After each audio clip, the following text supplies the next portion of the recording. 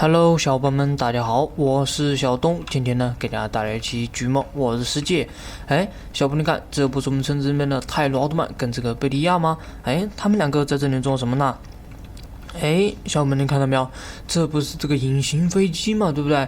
哎，这个泰罗奥特曼也是告诉我们说，原来是这个贝利亚居然看见他发明了这个隐形飞机呢，他也是非常羡慕呢，想要来抢我们这个泰罗奥特曼的飞机呢。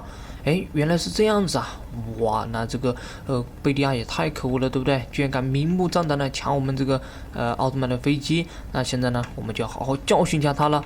那我们直接拿出这个冰冻枪啊，嘿嘿，拿出这个冰冻枪，把它给冻起来，对不对？那现在呢，他也是直接动不了了。我们呢，就赶紧让我们的泰罗奥特曼赶紧把他的这个隐形飞机给带走吧，不能让这个贝利亚给发现了呀，不然啊，他以后肯定会抢的呀。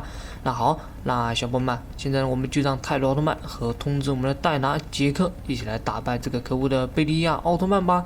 哎，好，那小伙伴们，本期的视频呢，我们就先玩到这里了，我们下期再见，拜拜。